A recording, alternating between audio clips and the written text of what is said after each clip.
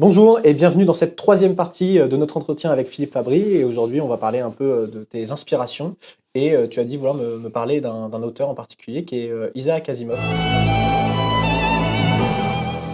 Quand est-ce que tu l'as rencontré et et qu'est-ce que ça t'a apporté? Alors, je suis tombé dessus par hasard en 2003. D'ailleurs, j'avais des copains geeks qui se sont moqués de moi à l'époque parce que je le découvrais finalement très tardivement. Ils le lisaient depuis qu'ils avaient 12 ans. Moi, j'en avais déjà 20. Euh, et, euh, et en fait, ça a été vraiment un coup de foudre intellectuel parce que c'était au moment où je commençais à voir qu'il y avait des parallèles historiques intéressants à étudier. Et là, je commence à lire Asimov, Fondation, plus spécifiquement.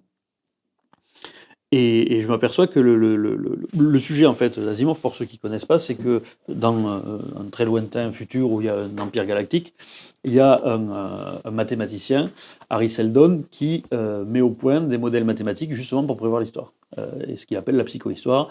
Et donc, c'est le début, parce qu'il va expliquer aux autorités impériales que l'empire va s'effondrer, et donc il faut faire des choses pour éviter que l'effondrement soit trop catastrophique. Et donc c'est ça qui m'a donné finalement l'idée qu'il y avait quelque chose à chercher dans ce sens-là. C'est là que j'ai commencé à chercher, en réunissant les trucs que j'avais. Et quand j'ai vu que ça a fait système, ça a véritablement lancé toute l'idée.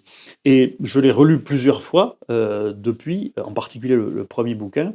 Et je me suis aperçu que il y a énormément d'intuitions, justement, de théories historiques qui sont présentes et qui sont tout à fait justes chez Asimov.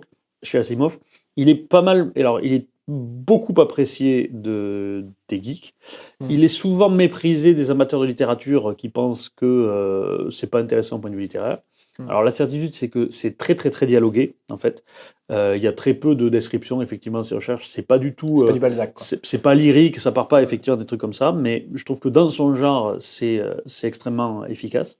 Et j'estime véritablement que ça fait partie de ma formation intellectuelle. Hmm. Et je pense que ça va revenir de plus fort et d'autant plus fort parce que euh, Asimov est également célèbre pour autre chose, c'est sa théorie des robots Oui, et les fameuses trois trois lois de la lois. robotique. Et avec l'apparition justement de la robotique qu'on n'espérait plus voir arriver, mais qu'on voit enfin arriver, avec les robots humanoïdes, etc. notamment, je pense que je pense qu'on est sur le point de redécouvrir toutes ces problématiques-là. Donc Et tous ces questionnements. voilà. Donc il a été en fait extrêmement visionnaire et ça a véritablement nourri ma réflexion. Je pense que j'ai gagné des années en fait de réflexion parce que chose que je dis souvent, c'est que il y a, il y a deux façons d'arriver à élaborer des modèles sur quelque chose. Il y a une façon, c'est la façon proprement humaine, j'ai envie de dire les choses, c'est tout d'un coup on a une idée, on se dit ah, il y a peut-être un truc, on voit le truc par intuition, et du coup on cherche, et on s'aperçoit que ça colle, et donc on le déploie.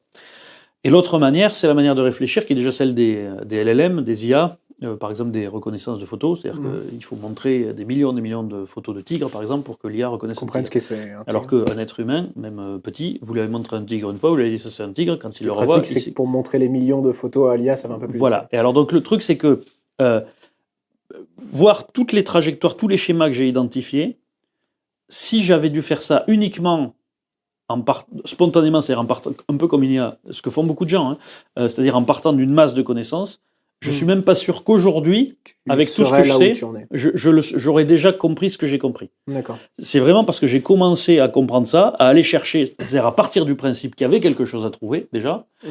que j'ai commencé là. Et je suis pas sûr que ça aurait été le cas si j'avais pas lu Asimov.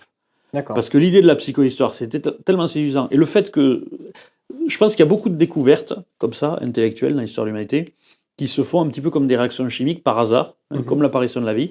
C'est-à-dire que tu as une espèce de soupe, comme ça, où tu as un gars, en l'occurrence moi, qui est sur son lit d'étudiant, qui était en train de faire 2 heures avant des parallèles, qui se dit, bon, puisque les copains m'ont dit de lire ça, je vais lire ce bouquin. Tu lis ça, et à côté de ça, tu as le reste. Et c'est un pur hasard en fait. C'est si j'avais lu Asimov, si ça se trouve, sans avoir jamais réfléchi au reste, je n'en serais pas arrivé là. Peut-être que si j'avais lu Asimov 10 ans avant, j'aurais tout de suite pensé, quand j'ai commencé à faire des parallèles, à aller dans ce sens-là. Mais ça me fait aussi aller dans d'autres sens, parce que quelque part Asimov peut être un point de départ sur cette discussion, mais Je pense à d'autres théoriciens de l'histoire qui m'ont précédé, Oswald Spengler, qui est très connu, Le déclin de l'Occident, Arnold Toynbee. Pour les civilisations. Voilà, que j'ai eux-mêmes lu très tard, notamment parce que, mine de rien, dans les années 2000, c'était très difficile de les trouver. Moi, c'est amusant, je les ai lus finalement Ouais. assez tôt, Ouais. alors que je n'ai toujours pas lu Asimov. C'est ça. C'est Parce que parce que Spengler est très facile aujourd'hui en PDF à trouver sur Internet. Oui, mais honnêtement, moi, je l'ai lu vraiment à partir du moment où ils l'ont réédité milieu des années 2000 à peu près, parce qu'il y a eu des nouvelles éditions et donc je l'avais acheté. Et Toynbee, par contre, bon, l'intégrale, il n'y est pas, mais oui, mais Toynbee, il y a la version abrégée. voilà, c'est ça. En fait, c'est la version abrégée dans le sens où c'est toute la partie théorique. C'est ça. Après, c'est son histoire qui fait qu'il applique, mais bon, c'est ça qui est important. Et ce qui est très intéressant, c'est que je ne les ai découverts que tardivement, et je pense que ça aussi, ça fait partie. Parce que si je les avais lus avant de me lancer dans mes travaux, ça m'aurait probablement stérilisé d'une certaine manière, parce que j'aurais eu l'impression que les choses avaient déjà été dites. Et donc, il n'y avait pas besoin de les redire. Tu vois, on a eu l'occasion. Des travaux qui sont d'une taille assez. Mais voilà, parce que tu vois, par exemple. Ça humilie. Hein. Par exemple, on a eu l'occasion de dire que moi, j'étais parti du parallèle entre l'Europe et la Grèce et Rome et l'Amérique. Bon. Ça, en fait, c'est un parallèle que tu trouves déjà dans Spengler et dans Toynbee, de manière différente. Dans Toynbee, lui, il fait un parallèle général entre ce qu'il appelle le monde hellène, c'est-à-dire Rome et la Grèce, et le monde moderne euro-américain. Mais déjà, lui, il ne distingue pas Rome et l'Amérique de la Grèce et l'Europe. Si j'avais été parti, que j'avais lu Toynbee apparemment, je serais peut-être parti avec une mauvaise idée. Donc alors que honnêtement, la séparation des deux, la distinction Rome-Amérique d'un côté, Grèce-Europe de l'autre, est féconde. Donc si j'avais mis ça dans le sac Hélène, ça m'aurait bloqué. Et de manière générale, c'est beaucoup plus difficile de partir de rien, de ne pas avoir de santé de dépendance intellectuelle comme ça, que de devoir commencer par réfuter des concepts que tu admettais comme vrais alors qu'ils sont faux, et qui te faisaient partie devoir lutter contre une idée déjà installée, c'est beaucoup plus compliqué que de partir de rien et de réfléchir tout seul, si tu veux. Ce qui est quand même assez paradoxal, parce qu'on a tendance, en tout cas moi quand je travaille sur un sujet, c'est vrai que j'ai tendance à vraiment lire beaucoup avant sur ce sujet, et effectivement commencer d'abord par réfuter avant de construire mon propre modèle. Toi, tu penses que ça a été une chance finalement de ne pas avoir lu ces auteurs à l'époque? Et voilà, parce que tu vois, si j'avais lu Spengler aussi, Spengler il fait le parallèle tout ça, mais ça se trouve j'aurais admis le modèle de Spengler comme tel. Et alors je dis pas que je serais pas arrivé à ce à quoi je suis arrivé, mais j'aurais été obligé véritablement de commencer par le critiquer et peut-être de partir dans une mauvaise direction. Et le fait de l'avoir au contraire découvert tardivement, c'est beaucoup plus intéressant parce que moi j'avais déjà une vision de certaines choses. Et ça permet de s'enrichir en disant là je suis d'accord sur ce point-là, mais je suis pas d'accord sur celui-là. Tu peux plus facilement pointer les faiblesses de l'autre en ayant déjà un peu d'armes de ton côté. Voilà, et c'est plus stimulant dans ce sens-là. Alors je vais revenir un petit peu sur Asimov parce que l'objectif de cette partie c'est aussi de faire découvrir des choses à nos spectateurs. En plus, n'ayant pas lu Asimov parce que justement j'ai assez peu traîné dans les milieux qui lisaient Asimov, et donc ça m'a toujours été pour moi, c'était un livre de youtubeur, quoi. Oui. Il cite les trolls de la robotique parce que ça faisait bien mais j'étais même pas sûr qu'ils aient lu un seul bouquin. Ça m'intéressait pas trop, et c'est vrai que j'ai lu beaucoup de littérature française plutôt. Et c'est que récemment qu'en fait mon frère s'est mis notamment à lire Asimov, et donc je me suis dit tiens, ça pourrait être intéressant, et à ce moment-là tu m'envoies un message pour me dire on pourrait parler d'Asimov. Et donc je vais prendre les conseils pour moi et en même temps pour les spectateurs. Pour toi, quel est le public qui pourrait être intéressé par une lecture d'Asimov, et par où commencer? Alors, l'avantage, c'est que moi, j'ai tout lu d'Asimov, pour le coup. Il y a peu d'auteurs dont j'ai tout lu. Moi, j'ai lu tous les robots et tout le truc. Il a écrit d'autres trucs. Il a écrit des bouquins sur l'histoire de Rome, sur la République et sur l'Empire romain, parce que c'était sa passion. Il était parti de là pour écrire Fondation d'ailleurs. L'Empire galactique, en fait, c'est l'Empire romain, mais à l'échelle galactique. Et il a écrit aussi des polars que j'ai dans ma bibliothèque, mais j'ai toujours pas lu. Mais bon, toute cette partie-là, toute la partie classique, on va dire, toute la partie SF, Asimov, les robots Fondation, j'ai lu. Sachant que, en fait, Asimov, il a commencé à écrire de la science-fiction dans les années 30. Ça, des années 30, Fondation, c'est vieux. Donc c'est un peu rétro comme Fondation, mais c'est pas gênant. Et en fait, il a écrit d'un côté les robots, de l'autre Fondation, et c'est sur la fin de sa vie, c'est-à-dire dans les années 50-60, qu'il a réuni les deux, en fait, et qu'il a fait en sorte de converger les deux œuvres pour les mettre toutes dans un lore unique, en fait. Je comprends mieux pourquoi ça s'appelait bien au geek. Voilà, c'est pour ça aussi que ça s'appelait bien au geek. Alors effectivement, ça intéresse beaucoup un public de geeks, un public de gens qui aiment bien les intrigues politiques, où avec ce genre de suspense, il n'y a pas de toute l'action est intellectuelle, j'ai envie de dire, chez Asimov. Il n'y a pas de combat, il n'y a pas de choses comme ça, ou des récits lointains, mais il n'y a pas de récit de bataille, etc. On ne trouve pas ça chez Asimov. Chez Asimov, c'est essentiellement de la bataille argumentative, pour ainsi dire. Donc c'est pour ça que de toute façon, c'est extrêmement formateur. Je pense que des adolescents, et c'est pour ça que c'est souvent des geeks, mais je pense que ça forme intellectuellement beaucoup. Ouais. Ça forme à l'argumentation, à la contre-argumentation. Il y a beaucoup de personnages qui discutent comme ça, pour savoir qui c'est qui a raison. Mais dans des dialogues qui sont extrêmement fluides, c'est pas hyper technique, donc c'est l'avantage. Par quoi il faut commencer? Alors, j'aurais bien du mal à le dire. Moi, j'ai commencé par Fondation parce que c'est là-dedans que je suis tombé d'abord, et je suis venu sur les robots ensuite. Donc, j'ai lu les robots après avoir lu Fondation. On peut lire dans l'autre sens. C'est plus chronologique si on commence par les robots et qu'on termine par Fondation. Plus chronologique au sens de l'histoire? Oui, voilà. Oui, parce qu'en fait, les robots, ça commence maintenant, quoi. Ça commence à notre époque, même un peu avant, parce que pour lui, ça commence dans les années 50-60, pareil. Après, ce qu'il faut savoir, c'est qu'il a commencé par Fondation, puis il a écrit aussi un peu les robots en même temps, puis ensuite il a écrit les œuvres tardives des robots, et ensuite il a écrit des choses qui sont avant Fondation, pour faire le lien avec donc toute la série Prélude à Fondation qui raconte la jeunesse d'Harry Seldon. Ça fait partie des choses qu'il a écrit en dernier. Donc c'est aussi bien que tout le reste.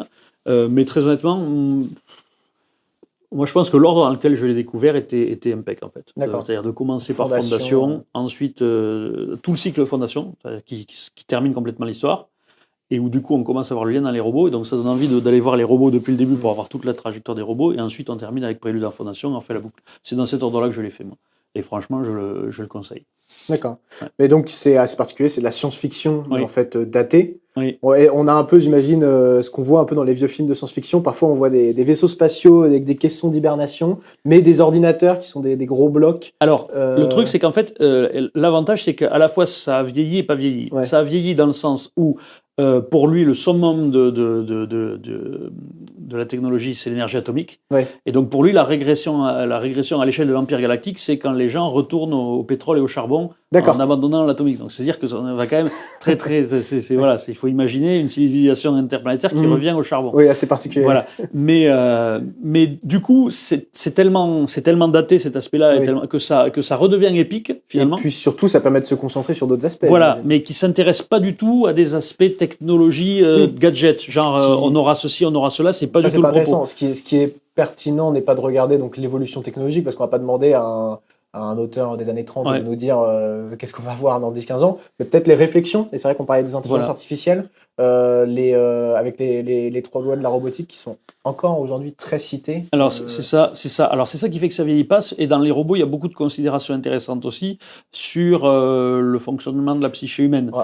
Juste pour rappeler les 3 lois de la robotique. Alors je les ai pas parfaitement en tête, mais c'est facile. C'est un robot ne peut jamais porter atteinte à la vie d'un être humain. Oui. C'est la première loi. Oui. C'est de la première à la troisième, c'est la plus importante à la moins importante. La deuxième, c'est un robot doit toujours obéir aux êtres humains, sauf si ça, voilà. Et troisièmement, un robot doit toujours protéger sa propre existence, sauf si 2, sauf si 1. Voilà. Donc c'est extrêmement simple. Et c'est fait un peu pour rassurer tous ceux qui ont peur d'une dégénérescence de l'intelligence artificielle. Voilà. Et alors bon, il y a dans Asimov, malgré tout, comme Asimov va assez loin, il y a la question de savoir s'il n'est pas impossible que ces 3 lois elles-mêmes posent un problème si on passe à un autre degré intellectuel. C'était un peu ce qui avait été repris dans le film iRobot d'ailleurs avec Will Smith. C'est-à-dire l'idée que est-ce que les robots pourraient pas malgré tout se rebeller et ça c'est intéressant.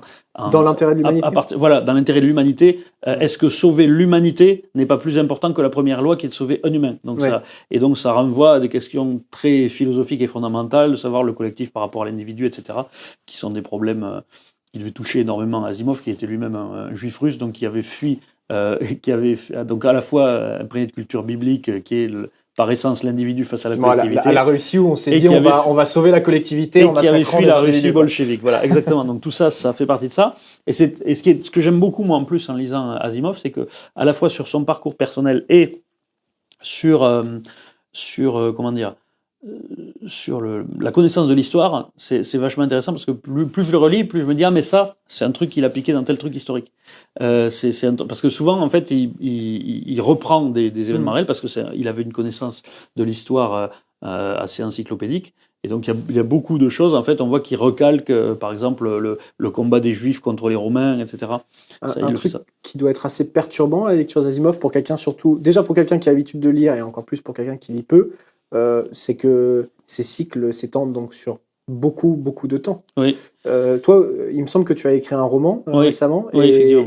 et Asimov t'a beaucoup inspiré. Alors en fait, je ne l'ai pas écrit récemment parce que je l'ai écrit il y a plus de 15 ans. Ah oui, ça date un petit peu. Et effectivement, ça s'inspire en partie d'Asimov, c'est-à-dire c'est pour raconter sur une très longue période. Moi, l'idée, c'était de raconter l'histoire de l'humanité en fonction de mes modèles, c'est-à-dire en ce que je pensais qu'il se passerait. On fait une suite de nouvelles, en fait, essentiellement, ou de pastiches, ça je m'étais beaucoup amusé, de pastiches d'articles ou d'universitaires ou de livres, de gens qui écriraient encore bien après, mais qui en racontant, et en faisant sur le même genre de ton, donc en faisant des querelles un peu artificielles. T'as un exemple amusant à nous donner, etc. pour donner envie? Dans le bouquin, par exemple, sur la montée sur la montée des nouvelles religions et les nouvelles querelles, je faisais une espèce d'équivalent justement entre les querelles entre protestants et catholiques, mais avec un néo-christianisme qui se serait développé en Asie dans 500 ans, quoi. D'accord. C'est un truc avec des gens qui sont pas forcément d'accord sur l'interprétation à donner, sur certaines guerres et tensions religieuses qui peuvent y avoir. Pareil, la même chose entre, par exemple, la remontée de cette religion dans l'Empire américain vieillissant, par rapport aux hostiles américains qui, eux, étaient plutôt attachés à la vision américaine de la puissance traditionnelle dégénérée par cette nouvelle religion. Voilà, c'est ce genre de reproduction. Et c'est des choses aussi que j'ai appris vraiment dans Asimov, cette façon de récupérer l'histoire pour voir en fait, l'essence, la trame, le squelette de ce qu'il y a derrière certains événements, et qu'en fait, il suffit de changer des paramètres en fonction de l'époque pour obtenir ce qui s'est passé à cette époque. Donc c'est cette idée véritablement donc qu'il doit y avoir des lois à trouver derrière. De toute façon, il me semble que Isaac Asimov a été et il revient un petit peu à la mode finalement. Et complètement, parce qu'il y a déjà il y a les robots qui reviennent, et puis il y a eu l'adaptation de Fondation sur Apple TV. Que tu conseilles? Qui a été. Je trouve que c'est une adaptation qui réussit. C'est une vraie adaptation. C'est-à-dire qu'ils essaient justement de surmonter l'obstacle que créent les successions de nouvelles. Ça ferait changer trop de personnages. Donc ils ont essayé de trouver des artifices narratifs pour faire en sorte qu'il y ait une continuité. Avec quelques idées extrêmement intéressantes, notamment l'idée de dynastie génétique impériale, qui est totalement étrangère à Asimov, mais qui est vachement bien traitée dans le... Ça peut être une porte d'entrée pour une personne qui veut. Oui, je pense que ça peut être une bonne porte d'entrée, mais il faut se rendre compte que, passé le premier épisode, ce qu'on voit a un rapport, enfin pas un rapport très lointain, mais ça prend vraiment les distances sur le type de narration par rapport à ce qu'on voit dans Asimov. Alors, question technique, mais bon, comme ça, si quelqu'un veut lire Isaac Asimov, il sait où aller. Est-ce qu'il y a des traductions que tu conseillerais ou tu t'y connais pas trop dans ça? Alors je suis pas sûr qu'il ait été traduit plusieurs fois. Il me semble que c'est la même traduction qui est vendue, qui existe dans. Moi j'avais en partie pour les robots, j'avais la très belle édition Omnibus qui avait, je sais pas si c'était pas les presses de la Cité qui faisaient ça. Et sinon les fondations, j'ai toujours eu en poche. Et oui, je crois que c'est la traduction. Je sais même plus qui avait traduit. Ce qui est intéressant avec ce retour de l'intelligence artificielle, avec Elon Musk aussi de la conquête spatiale, je trouve qu'on a eu après une grande parenthèse de bien 40 ans. Finalement, la lecture d'Asimov pourrait un petit peu restimuler ça. On a un retour du rêve du lointain, un retour du rêve de l'espace, qui est assez marqué, même chez les jeunes générations, je trouve. Pour toi, est-ce que la conquête spatiale donc, a un avenir ? Qu'est-ce que tu penses de cette question ? Je pense très clairement que la conquête spatiale a un avenir très important, que l'humanité deviendra multiplanétaire et même au-delà du système solaire. Par contre, je pense que ça ne sera pas massif dans ce cycle civilisationnel-là. C'est-à-dire qu'on arrive en fin de cycle civilisationnel qui va se terminer, qui commence d'ailleurs à se terminer par une dépression démographique assez importante à l'échelle mondiale. Or, ce qui caractérise les vrais mouvements de colonisation à l'extérieur, c'est des époques d'expansion démographique, la Grèce antique, nous l'Europe au XVIe siècle, c'est des moments où il y a un trop plein démographique perçu, et donc on va d'abord avoir un petit Moyen-Âge avant d'avoir une renaissance. Ce qui n'empêchera pas interplanétaire. Voilà, ce qui n'empêchera pas, selon moi, qu'il y ait un début de colonisation, mais qui, selon moi, sera très timide, sera plus ce que pouvaient être des comptoirs par exemple. Très bien. Et puis ça peut être une perspective à long terme pour toutes les questions de ressources. Aujourd'hui, avec la crise écologique, on parle beaucoup des crises de ressources avec un monde limité. De ressources, l'espace ouvre un champ de ressources extrêmement large. Il y a ça, et de protection de l'environnement aussi, parce qu'on parle beaucoup de Musk, on parle moins de Bezos, et de la perception que Bezos a de la conquête spatiale. Et lui, son idée, c'est plutôt de transférer toute l'activité industrielle à l'extérieur. À l'espace pour arrêter de polluer sur Terre. Pour faire de la Terre un simple jardin. Une sorte de jardin, c'est ce que j'allais dire exactement. C'est ça, ok, très bien. Bon, bah écoutez, ne manquez pas notre prochain entretien qui sera consacré à un autre auteur. Lisez Asimov, et puis intéressez-vous à la conquête spatiale, et surtout, soyez toujours respectueux et poli avec ChatGPT dans vos échanges.